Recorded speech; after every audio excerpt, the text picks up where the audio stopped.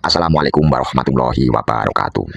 Salam berjumpa dan salam bertemu lagi bersama channel aku Abdullah Muhammad Jibril. Piye kabari? Bagaimana kabarnya? Semoga baik-baik saja, sehat-sehat selalu, dan dilancarkan rezekinya. Amin amin ya robbal alamin. Bos, di konten kali ini bos, aku akan membahas berita yang saat ini lagi hangat-hangatnya, lagi panas-panasnya. Berbagai pengamat sepak bola Indonesia plus penggemar sepak bola Indonesia, khususnya untuk tim nasional Indonesia, saat ini meragukan kredibilitas atau kapabilitas, istilahnya kinerja PSSI dalam menentukan pelatih tim nasional Indonesia selanjutnya bos. Buntut panjang berita yang menjadi perdebatan panas saat ini bermula ketika tim nasional Indonesia gagal lolos menuju Piala Dunia. Sementara pengamat sepak bola Indonesia plus penggemar sepak bola Indonesia menuding penyebab kegagalan ini dikarenakan PSSI memberi keputusan sepihak mengganti pelatih di tengah jalan. Kala itu PSSI memutuskan kontrak dengan Coach Sintayong dan menggantinya dengan Coach Patrick Kluivert. Lah, tudingan inilah yang dianggap berbagai pengamat plus penggemar sepak bola Indonesia penyebab utama tim nasional Indonesia menuju Piala Dunia. Bos ya, seperti yang sudah kita ketahui bos, siapa sih yang tidak ingin melihat timnas kita berada di kompetisi tertinggi sepak bola Indonesia World Cup? Tapi apa daya bos, para pemain pendukung sepak bola Indonesia tentunya sudah bekerja keras bos. Kalau memang kita gagal menuju ke Piala Dunia, kemungkinan ini semua belum waktunya tim nasional Indonesia ke World Cup bos. Bila mana belum waktunya bos, tim sekuat apapun ada saja masalah-masalah yang bikin timnas kita gagal lolos menuju Piala Dunia. Bos, kalau dari hasil pengamatanku bos, menurutku tim nasional Indonesia saat ini memang belum siap menuju ke Piala Dunia. Ingat, aku bilang belum siap, bukannya tidak layak bos. Belum siap dari mananya bos? Ya, dari semuanya bos. Kita bos, penggemar-penggemar sepak bola Indonesia, impiannya sangat-sangat tinggi, ingin melihat timnas kita bisa bersaing dengan tim-tim dunia di Piala Dunia. Tetapi bos, kenyataannya kita sangat-sangat belum siap. Belum siap dari segi pemainnya, belum siap dari segi pelatihnya, belum siap dari segi supporternya, bahkan belum siap dari segi federasinya, yaitu PSSI bos. Bos ya, saat ini untuk pemain ya nomor satu, jarang kita bahas bos, jarang diperdebatkan. Kita selalu menyalahkan pelatih bos.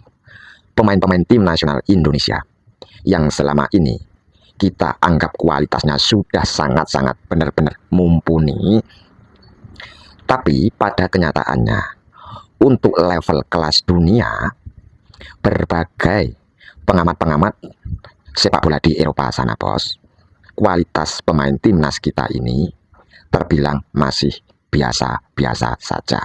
Meskipun beberapa pemain sudah berlaga di kompetisi tertinggi di Eropa, seperti Jay Inces di Sao Paulo, terus di kipernya itu siapa bos, berada di Serie A, di Seremoni C dan sebagainya bos.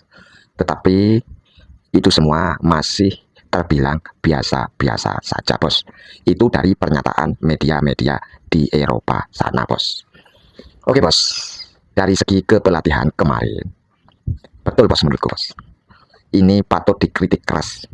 Wah, Patrick Kluivert itu keterlaluan bos, dalam menerapkan kepelatihan terhadap tim nasional Indonesia. Dari formasi sekuatnya saja sudah diragukan, bos. Siapa yang menjadi starter, siapa yang menjadi cadangan, itu sudah diragukan, bos. Tetapi apa boleh buat, bos. Sudah terlanjur oke, sekarang dipecat, itu adalah keputusan yang positif. Mantap. Untuk supporter tim nasional Indonesia, kita ini belum siap karena supporter tim nasional Indonesia belum dewasa. Ketika tim nasional Indonesia menang, supporter tim nasional Indonesia mengeluh-elukan, membangga-banggakan setinggi langit, bos. Tetapi ketika tim nasional Indonesia mengalami kekalahan, berbagai kritikan pedas menyerang pelatih, menyerang pemain, sampai-sampai menyerang federasi. Ini yang kuanggap supporter timnas kita belum dewasa. Bahkan di putaran keempat kualifikasi Piala Dunia kemarin, saat timnas kita kalah dengan timnas Irak, berbagai kelakuan supporter timnas kita melempar begitu banyak botol aqua di tengah lapangan. Itu sangat-sangat memalukan, bos. Itu di luar ranah aturan sepak bola, bos. Endingnya apa? Timnas kita, PSSI, yang merugi, bos. PSSI dihukum FIFA. Oke, beralih lagi ke federasi. Federasi memang perlu mendapatkan kritikan pedas, bos. Kita wajib menuntut terhadap PSSI untuk perkembangan kemajuan sepak bola Indonesia. Karena timnas itu bukan milik golongan tertentu, bukan milik kelompok tertentu, tetapi milik semua masyarakat Indonesia. Jadi tidak salah, bos, bila mana federasi melakukan blunder. Penggemar pengamat sepak bola Indonesia melakukan kritik tajam plus kritik yang sangat-sangat keras, bos ya. Sebenarnya, bos, yang terpenting yang harus penggemar sepak bola Indonesia dan pengamat sepak bola Indonesia yang dituntut ke federasi itu bukan masalah pelatih timnas kita ke depannya siapa. Bukan itu, bos, yang harus diperdebatkan secara panas. Seharusnya tuntutan kita semua ini kita lontarkan dengan keras, dengan tajam terhadap PSSI mengenai pembangunan sepak bola Indonesia, bos ya. Misalnya berandai-andai kalau saja tim nasional Indonesia sekuatnya diisi oleh pemain-pemain lokal saja, menurut kalian apa bisa timnas kita sampai di putaran keempat kualifikasi Piala Dunia? Menurut kalian, saya tanya. Pasti jawabannya sama. Tidak ada mungkin, tidak akan bisa terjadi semacam itu. Kalau pemain timnas diisi oleh pemain lokal, jangankan putaran keempat kualifikasi Piala Dunia, bos. Kualifikasi masuk Piala Asia saja, aku yakin peluangnya sangat kecil. Bisa pun kita tertatih-tatih, bos, melihat dari kualitas lokal pemain tim nasional Indonesia. Bos ya, seharusnya kita ini bersyukur, bos. Timnas kita sudah berada di putaran keempat kualifikasi Piala Dunia berkat pemain-pemain naturalisasi, pemain diaspora, dan mereka meningkatkan level kualitas tim nasional Indonesia sehingga bisa melaju sampai putaran keempat, bos. Kenapa kita harus sangat-sangat bersyukur, bos, meskipun tidak lolos, bos ya? Di seluruh negara-negara Asia Tenggara saat ini sebenarnya, bos, yang saya lihat dari pengamatanku, mereka ini sangat-sangat iri, bos, terhadap tim nasional Indonesia. Iri karena tim nasional Indonesia memiliki pemain-pemain keturunan yang berkualitas, yang sangat-sangat melimpah ruah, bos, di dunia sepak bola Eropa sana, bos ya. Lihat timnas Thailand saja. Mereka akhir-akhir ini yang saya lihat hanya bisa menaturalisasi satu pemain saja, bos. Ya, memang ada beberapa pemain, tetapi pemain itu belum berminat memperkuat timnas Thailand. Selanjutnya juga begitu, bos. Timnas Vietnam bahkan tidak ada pemain naturalisasi. Ada memang. Itu pun pemain yang sudah berkarir 5 tahun berturut-turut di Liga Vietnam, baru bisa pemain asing itu dinaturalisasi. Apalagi Malaysia, bos.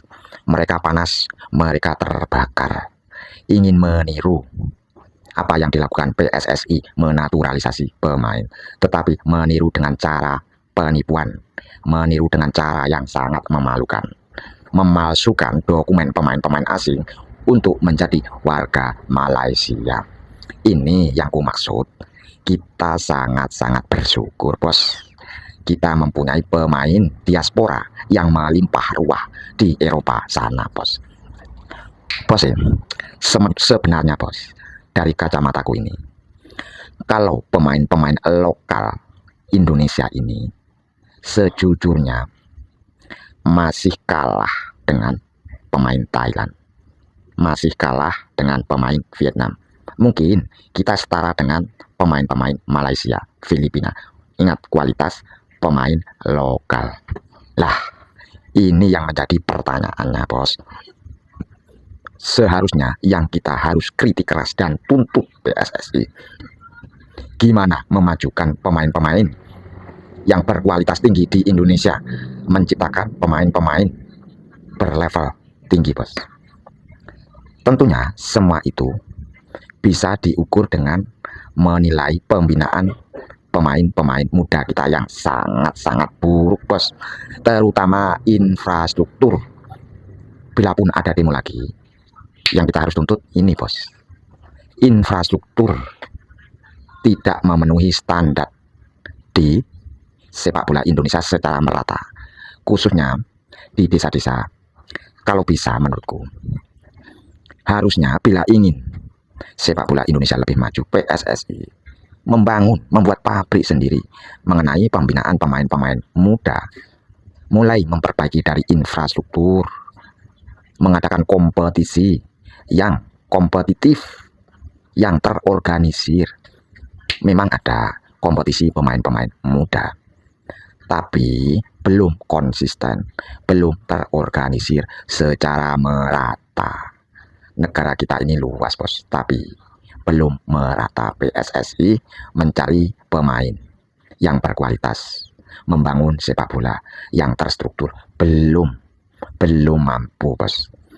Entah karena finansial atau budget lah, bos. Kalau finansial, kalau menurutku seharusnya tidak menjadi persoalan, bos. Wah, persoalan. Lahan mana yang mau menjadi lapangan standar FIFA di tingkat desa-desa untuk PSSI menciptakan infrastruktur? Wih, Indonesia ini negara yang sangat luas. Kalau lapangan saja, lahan di desa pun saat ini sudah banyak lapangan. Akan tetapi lapangan itu tidak memenuhi syarat standar FIFA. Maka dari itu anak-anak pemain muda yang ingin menyalurkan bakatnya tidak dibina secara betul, bos. Adapun ESP atau Akademi Sepak Bola Indonesia, itu pun harus membayar, mengeluarkan dana. Dananya tidak sedikit, bos. Tentunya para pemain-pemain muda, anak-anak di kalangan bawah yang bisa mendapatkan ilmu sepak bola Indonesia hanya anak dari kelas menengah ke atas berkecukupan. Tetapi anak kalangan bawah masih belum mampu menyalurkan bakat di akademi, di SSB. Ya, kita tahu sendiri, bos. Negara kita negara berkembang, masih banyak rakyatnya yang hidup di kalangan menengah ke bawah. Harusnya PSSI mengetahui dan mempunyai inisiatif membangun sepak bola Indonesia mulai dari nol dengan cara memfasilitasi infrastruktur lapangan di setiap desa-desa seluruh Indonesia. Enggak harus stadion, tapi setidaknya lapangannya berstandar FIFA. Itu loh, bos. Harusnya yang kita tuntut terhadap PSSI. Bos ya, kalau dibiarkan semacam ini terus menerus berkelanjutan, di Indonesia tidak akan pernah menciptakan pemain berkualitas tinggi, bos. Dan kita ketergantungan dengan pemain naturalisasi. Ini, bos, bukannya aku tidak mendukung pemain naturalisasi. Aku sangat-sangat mendukung sekali, 100%, bahkan 1000%. Tetapi, apa mungkin selamanya timnas kita memakai pemain naturalisasi? Saya kira dalam jangka waktu 5 atau 10 tahun ke depan, pemain naturalisasi Indonesia sudah jarang ditemukan di dunia. Karena pemain-pemain diaspora kita saat ini sudah berakar ke 3 peringkat keturunan, bos, dari kakek nenek. Kan aturan FIFA, kalau melebihi dari kakek nenek atau buyut sudah tidak dibolehkan untuk dinaturalisasi. Setidaknya PSSI saat ini selain memanfaatkan pemain-pemain naturalisasi, pemain-pemain siapa nantinya ke depan yang akan dipanggil ke tim nasional Indonesia pemain diaspora, yang lebih baik saat ini harusnya dibarengi dengan membangun infrastruktur untuk pembinaan pemain-pemain muda Indonesia secara merata di seluruh Indonesia, bos. Nantinya, bos, jika PSSI bisa melahirkan, mencetak sendiri pemain lokal yang berkualitas, tentunya akan sangat-sangat lebih membanggakan. Masa kalah dengan Jepang, bos? Jepang itu sekarang maju dan kuat. Bahkan targetnya di 2026 pelatih Moriyasu menargetkan juara Piala Dunia. Wow. Sekuat materi pemainnya, rata-rata pemain asli Jepang. Berarti pembinaan infrastruktur pemain muda mereka sangat-sangat berhasil. Masa sih pengurus PSSI tidak bisa lebih baik lagi dari Jepang? Setidaknya kita sama atau kita mendekatilah. Wow, ini yang menjadi pertanyaan, bos. Negara seluas ini, penduduk 280 juta, yang penduduk Jepang tidak ada 1/4-nya, 1/3-nya aja tidak ada. Tidak melahirkan pemain-pemain lokal yang berkualitas. Ya, sangat-sangat miris, bos, melihat pemain lokal saat ini. Maka dari itu, yang paling utama kita kritik tajam, kita lontarkan tuntutan keras terhadap PSSI, bukan masalah pelatih timnas ke depan siapa. Kita ajukan untuk gimana memperbaiki infrastruktur pembinaan pemain-pemain muda kita. Setidaknya PSSI atau Tim Nasional Indonesia bisa mempunyai pabrik sendiri pemain-pemain berkualitas. Bukan tidak mungkin, bos, kita seperti Jepang. Buktinya pemain-pemain Tim Nasional Indonesia U17 kita di bawah asuhan Coach Nova Arianto kemarin, yang rata-rata pemain lokal, pemain asli Indonesia rata-rata. Tetapi mereka bisa kok sampai di kompetisi tertinggi Piala Dunia U17. Bahkan mereka bisa mengalahkan Honduras, sebuah kemenangan perdana di Piala Dunia. Dilihat dari situ, pemain kita, pemain muda kita, sepertinya kualitasnya tidak kalah jauh dari mereka bila pembinaannya benar. Nah, ini yang harus PSSI membuka mata lebar-lebar. Harusnya dari melihat itu semua, PSSI sudah, ternyata pemain-pemain muda Indonesia ini lokalnya sudah mempunyai potensi besar. Gimana PSSI meningkatkan potensi itu? Tentunya memperbaiki infrastruktur secara merata dari desa ke desa, kota ke kota, dan seluruhnya. Terus pembinaannya harus lebih terstruktur, harus jelas. Terus membentuk kompetisi yang terorganisir alias konsisten. Itu yang harusnya PSSI lakukan, dan kita wajib menuntut, bos. Semoga, bos, PSSI membuka mata menyadari semua. Kali ini, bos, bukannya saya tidak mendukung pemain naturalisasi, sangat mendukung 1000%. Kalau bisa nambah lagi yang banyak pemain-pemain berkualitas dari Eropa, karena mereka juga mempunyai hak. mereka mempunyai keturunan darah Indonesia. Tapi pembinaannya harus bagus pula di dalam negeri sepak bolanya. Oke bos, begitu bos. Menurutku kritikan tajamku terhadap PSSI yang harusnya kita semua menyetujui untuk melontarkan kritikan ini keras terhadap federasi. Terima kasih dan salam olahraga mantap.